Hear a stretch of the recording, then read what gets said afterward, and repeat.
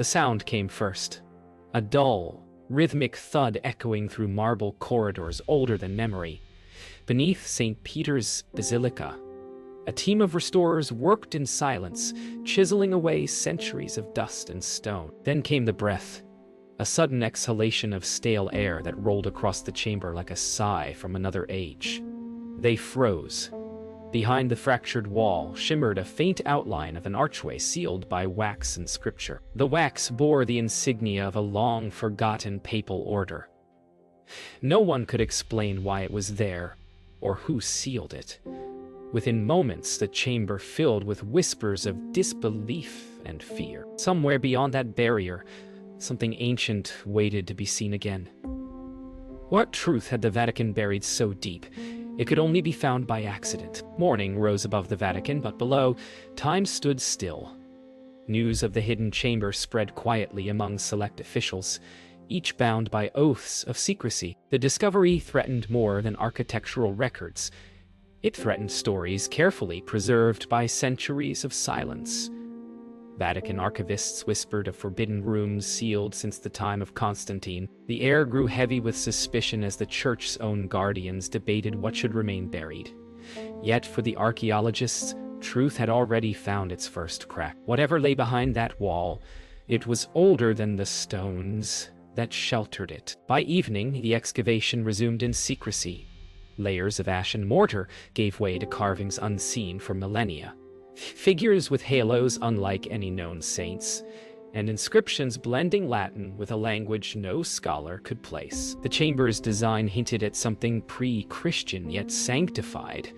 The more they uncovered, the more it resembled not a tomb, but a sanctuary, one built to protect something, or perhaps imprison it. Every new mark in the stone seemed to whisper the same warning.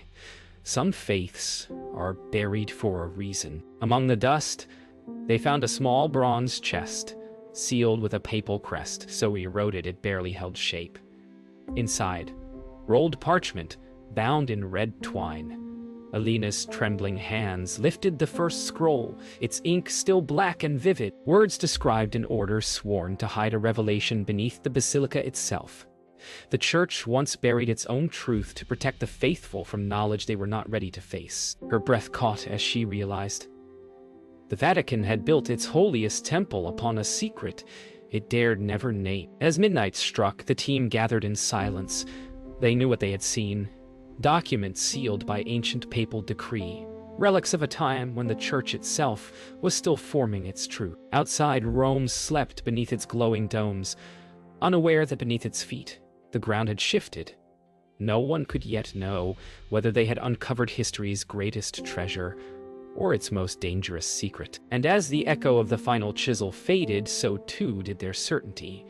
For in that moment, the Vatican began to remember what it had tried to forget. The air was colder now. Every echo in the chamber seemed to carry voices from centuries past. As Vatican officials sealed off the site, Luca, Elena, and Father Miguel were summoned to give testimony. Yet, their words felt hollow compared to what they'd seen. The Church called it a containment of relics, but none could explain the inscriptions that pulsed faintly under the lamplight. Letters that glowed like breath on glass. Beneath the marble floor, deeper corridors stretched beyond mapped limits.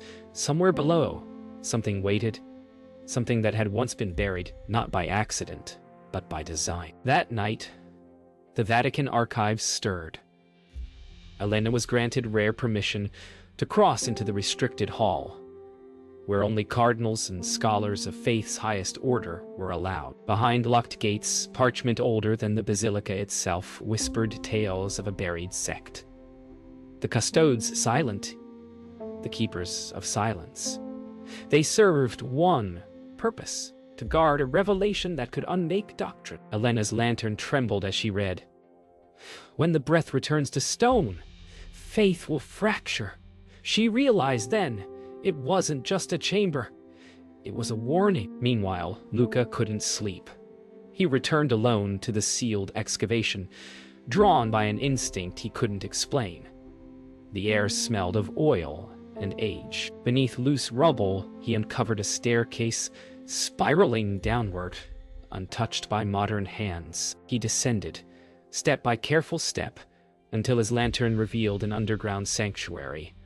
Walls lined with mosaics depicting robed figures surrounding a luminous object, half sun, half cross. In the center stood a marble pedestal, empty but for dust. Whatever had been here once, it was gone. By dawn, the Vatican had learned of Lucas' unsanctioned descent. Guards escorted him to a narrow chamber beneath the apostolic palace, where Cardinal Benetti awaited, a man whose calmness masked quiet authority. He questioned Luca not about the relics, but about what he felt. Every answer seemed to feed the cardinal's knowing silence. Then Benetti slid a parchment across the table, an image of the same symbol from the mosaics, drawn centuries earlier. "What you found," he said softly, "was never meant to be rediscovered." Outside, bells tolled, but none knew whether they rang for faith or for fear. Elena found Luca after his questioning, his eyes hollow, voice shaking. Together they compared notes, the glowing inscriptions, the ancient sect, the vanished relic. Miguel joined them, whispering of old confessions he once read in papal records. Entries that spoke of light beneath the throne of Peter. The realization struck them all at once. The hidden relic had been moved. Somewhere under the Vatican still lay the path to where it rested. The Chamber of Silence was not the end, but the beginning of something far greater and infinitely more dangerous. Night blanketed Rome as the trio gathered in a quiet cloister behind the basilica. They spoke in whispers, their words carried by the hum of ancient stone. Elena laid out a parchment copied from the Forbidden Archive, a map inked in red, tracing paths beneath the Vatican few living eyes had seen.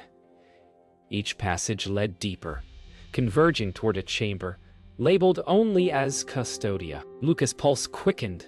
This was no myth. Miguel's prayers trembled between faith and fear. If the relic had been moved, this was where it rested. The path ahead would not only test their courage, it would test the very meaning of belief. At dawn, they descended through a disused tunnel behind the basilica's sacristy, its entrance hidden beneath layers of forgotten masonry. The air grew dense and cold. The walls bore carvings of eyes and keys, symbols of vigilance and secrecy. Luca recognized the motif from early Christian catacombs, long before papal authority reigned. Each step echoed with history's breath. Miguel muttered that they were walking not just beneath the church, but beneath its memory. When they reached a sealed bronze gate, Elena pressed her hand against it and whispered, "What were they so afraid of us finding?" Beyond the gate, the tunnel opened into a cryptic gallery. Niches along the walls contained urns, relics, and fragments of illuminated manuscripts. On a pedestal lay a torn codex, its surviving words describing custodes silent, priests chosen not to preach, but to forget. They guarded an artifact said to hold the first breath of creation, a phrase both poetic and terrifying. Elena's eyes met Miguel's. He nodded gravely.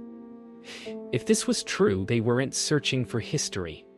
They were trespassing on the boundary between faith and origin itself. Hours later, they reached an inner sanctum sealed by a wheel-shaped stone.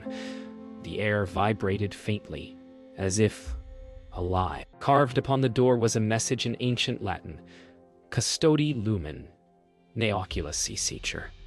Guard the light, lest the eye be blinded. Lucas' hand trembled as he traced the inscription. For the first time, he hesitated. Miguel crossed himself, his voice breaking with a warning. "Some truths burn, my friend." Yet even as he spoke, the wheel shifted on its own, releasing a sound that was neither mechanical nor earthly. The chamber beyond exhaled. The sanctum opened to a chamber unlike any they had seen. Walls made not of stone, but of a smooth white substance that reflected no light. In the center stood a raised dais holding an empty glass reliquary. Beneath it, an inscription in Greek read, "He who holds the breath holds the word." The relic was gone. But the silence that filled the chamber felt alive, as though the very air remembered its absence. For the first time, Elena whispered what none dared say aloud. Perhaps the Vatican hadn't hidden the relic to conceal it, but to contain it. The chamber's silence followed them long after they left. That night, in a small apartment overlooking the Tiber, the trio spread photographs and copied fragments across a wooden table. Every clue led to one name: Cardinal Lucian Ferrata, the Vatican's archivist during the late 1600s. His writings described a relic said to contain the divine breath of life itself. It was kept beneath the basilica for centuries before vanishing under orders sealed by the papacy. Luca leaned over the parchment, whispering, "They didn't lose it. They hid it again." And Elena, eyes dark with realization, replied, "Or someone took it." Elena scoured Vatican archives for Ferrata's sealed writings, her access now heavily monitored. Beneath dust-covered ledgers, she uncovered a letter addressed to a secret convent in the Apennine Mountains, its seal bearing the insignia of the Custodes Silenti. The letter spoke of an exiled sisterhood entrusted with preserving the vessel that once breathed. The date matched the year the relic vanished. Her heart raced. The relic had been smuggled out, not lost. And if the convent still stood, the truth might have survived in silence. More story nature me. But there's no more Coptic firework. At dawn, they left Rome under the guise of research, driving through mist-covered hills toward the Apennines. The road wound through forgotten villages and ruins of monasteries, long erased from Vatican maps. Father Miguel prayed quietly as the mist thickened around them. In that silence, each of them wondered the same thing. If this relic carried the breath of creation, could it also bring destruction? The weight of faith pressed heavily on their hearts, for they were no longer searching for proof, but for absolution. They arrived at sunset. The convent stood half in ruin, half in prayer, an ancient stone sanctuary carved into the mountainside. Bells no longer rang there, yet its air hummed with a strange peace. Within the chapel, a single sister remained. Old, silent, her eyes brighter than the candle flames. She led them wordlessly to a sealed crypt behind the altar. Upon its door was etched the same phrase they had seen beneath the Vatican: "He who holds the breath holds the word." When the sister pressed her palm to the seal, the stone shifted with a sigh, as though the mountain itself remembered. "Marbrischen he. She wound say, was sorf. Or Mrs. Mushrooms could shush." In the crypt's center lay a bronze reliquary, untouched by time. Within it, nothing but a faint shimmer, like breath on glass. The sister bowed her head, whispering, "It was never meant to be seen." As Luca leaned closer, the air grew warm, vibrating softly as though alive. Miguel fell to his knees, overcome by tears, murmuring that they had crossed into sacred ground. Elena stepped back, trembling, not from fear, but from recognition. The relic was not an object. It was a presence, and if this was merely its echo, then somewhere, its true source still lingered, perhaps not buried, but waiting to return. The return to Rome felt different. The Vatican skyline, once a symbol of faith, now loomed with questions. Inside the apartment, the trio pored over transcriptions taken from the convent's crypt. The text spoke of a testamentum veritatis, the testament of truth, believed to be written by an apostle exiled before the canon was sealed. It spoke of the breath as a divine force entrusted to humanity, not the church. Miguel's face paled. If authentic, these writings could shatter centuries of doctrine. Elena whispered, "They didn't erase it to protect faith. They erased it to preserve power." That night, the Vatican's response was swift. Officials arrived unannounced, requesting the trio's research for archival protection. The papers were confiscated, the apartment sealed. Luca's protest fell on deaf ears. The church had awoken. Later, beneath the flicker of a street lamp, a young cleric slipped them a note. "What you seek is not lost. Look to the archives of Ferrata." The name returned like an echo from history. Somewhere within Ferrata's forbidden writings lay the missing link, the gospel that the custodes silenti were created to guard. The following evening, they infiltrated the lower archives through a disused access corridor. The smell of incense and dust filled the air. Behind layers of ledgers, Luca found a leather-bound codex marked with Ferrata's crest. Its pages described a text known as Evangelium Spiritus, the Gospel of the Breath. The writing claimed that creation began not with words, but with a single divine exhalation that granted life to all. Humanity, it said, carried that same breath within. It was the Church's greatest heresy, proof that divinity was not above man, but within him. As they read deeper, the truth became unbearable. The Gospel's final passage spoke of a vessel built to hold the last remnant of that divine breath, the same relic they had found echoes of beneath the Vatican. The text ended abruptly, mid-sentence as though torn away. Miguel's voice cracked as he murmured, "We were never meant to worship the breath," only to remember it. For a long moment, silence hung heavy between. Outside, the bells of St. Peter's began to toll. 12 slow, haunting notes that felt less like prayer and more like warning. They left the archives in silence. Rome slept, unaware that beneath its streets, truth had shifted once more.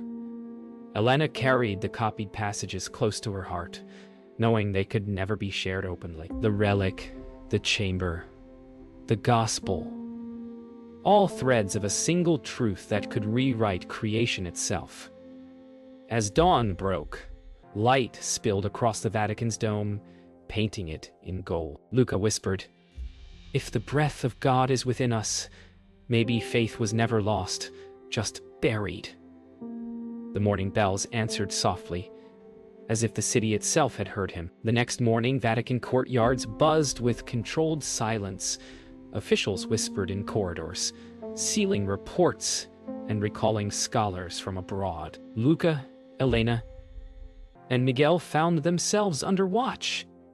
Every shadow seemed to follow their steps. The Church had chosen secrecy once again, but this time, truth had already escaped containment. In the stillness of St. Peter's Square, Elena stared at the basilica's vast dome and whispered, "If this is what faith becomes when truth is feared, then what are we protecting?" Miguel lowered his head. The question struck deeper than any relic ever could. That night, Father Miguel was summoned to a private meeting in the Apostolic Palace. The room was dark, except for a single oil lamp. Cardinal Benetti awaited him, calm and deliberate. He spoke not of punishment, but of preservation. "The Church survives not by truth," he said quietly, "but by faith. The difference keeps the world from breaking." Miguel's voice trembled. "And what if faith itself was built on something forgotten?" Benetti's silence said everything. Some truths, he implied, were never meant to save, but to remain unseen. Meanwhile, Luca and Elena sought refuge in a secluded library outside the city. There, they copied the remaining passages of the Evangelium Spiritus, preserving them on hidden drives and paper. As thunder rolled above the hills, Elena paused her writing. "If we reveal this," she said softly, "it could destroy the Church." Luca replied, "Or it might finally make it whole." Outside, the storm began to break, the sky trembling with the same restless energy that now stirred within them. Before dawn, Miguel arrived at the library, drenched from the rain. His face was pale, his voice heavy with guilt. "They know," he whispered. The trio packed in silence, knowing the Vatican's reach extended beyond walls and borders. But as they prepared to leave, Miguel placed his cross on the table. "Keep it," he said to Elena. "If faith means hiding truth, then perhaps I no longer understand it." His voice broke. For the first time, the priest was no longer certain whom he served, God or the guardians of his name. As the sun rose, the trio reached a hill overlooking Rome. Below them, the city shimmered under golden gray, ancient, unchanging, yet full of secrets. They watched the Vatican's dome catching the light like a beacon and a warning all at once. Elena clutched the hidden pages close to her chest. Luca turned to her and said, "Maybe the church wasn't built to hide the truth. Maybe it was built to survive it." The wind carried the bells of St. Peter's across the valley, their tolls mingling with the quiet rhythm of their breathing. The breath that, according to the lost gospel, united all creation. Months passed in silence. The world moved on, unaware of what had been unearthed beneath its oldest altar. Luca and Elena lived in quiet exile, their days spent translating, preserving, and debating whether humanity was ready for what they had found. Then, one morning, a small envelope arrived.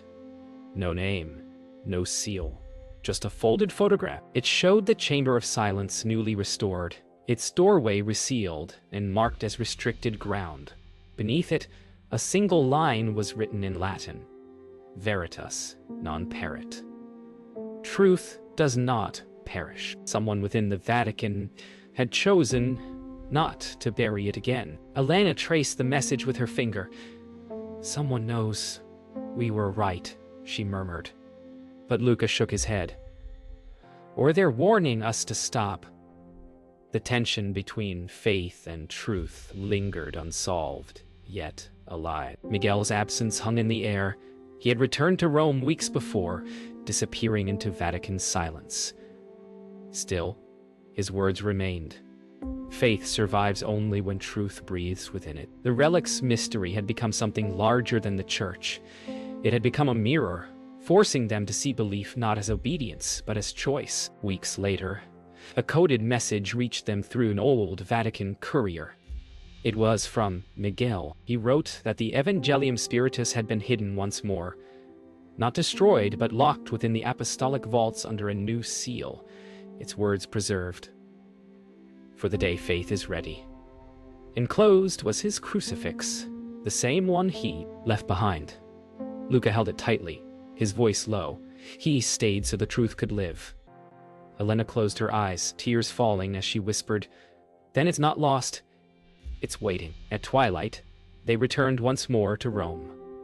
Crowds filled St. Peter's Square, pilgrims moving like waves beneath the vast dome. Elena watched their faces, believers from every corner of the world, praying in languages that echoed the same longing.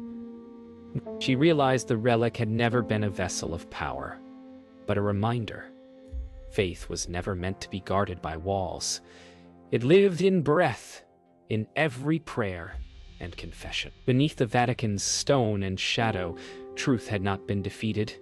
It had simply taken a different form, one carried in silence by those who dared remember. As the bells of Rome tolled into the night, Luca and Elena walked together along the Tiber. The river reflected the city's eternal lights, ancient, unbroken, and alive. Somewhere beneath those stones, the chamber still slept, and within it, the echo of a divine breath that had outlived empires. Elena turned to Luca and smiled faintly. "The truth was never beneath the Vatican," she said. "It was within us all along." The wind stirred softly, carrying her words into the quiet heart of the city, where faith and truth, at last, breathed as one.